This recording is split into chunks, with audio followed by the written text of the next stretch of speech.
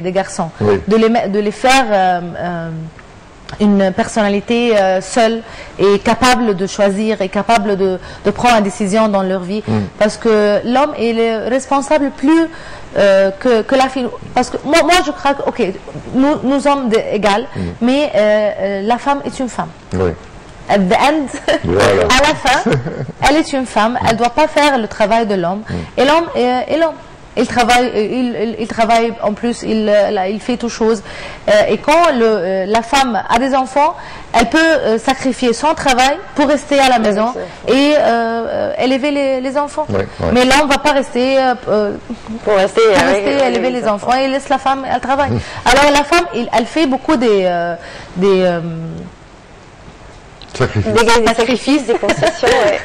Elle laisse son travail, elle peut rester à la maison, elle peut sacrifier beaucoup de choses pour ses enfants.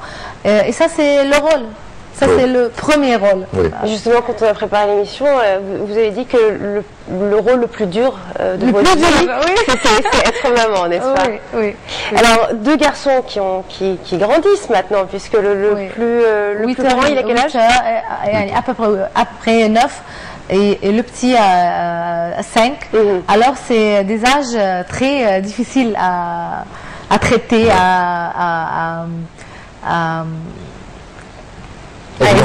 orienter et directer, parce que je veux pas que je suis la mère qui fait toutes choses. Je veux que mes enfants être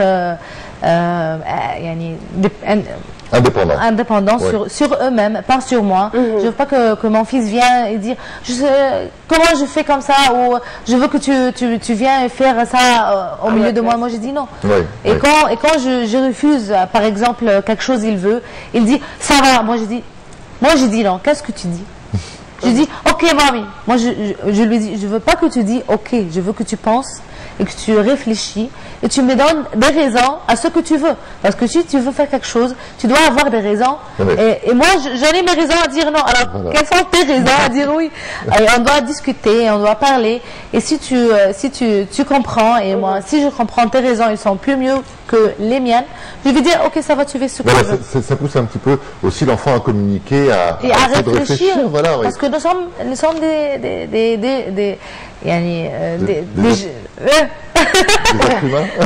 êtres humains, pas des animaux. Alors, Dieu a créé une tête et un cerveau. Et un cerveau qui doit penser. Voilà. Justement, vos enfants, eux aussi, vu que toi tu es artiste, votre soeur aussi, et leur grand-père, est-ce qu'ils ont aussi des touches d'artiste? Ils aiment la peinture très bien.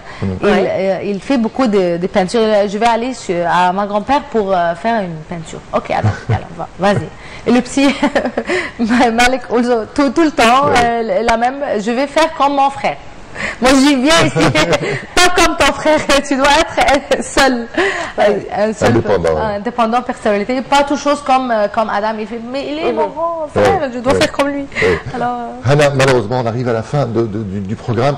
Vous avez parlé tout à l'heure, vous avez dit que vous avez 2 feuilletons pour l'année prochaine, d'autres projets.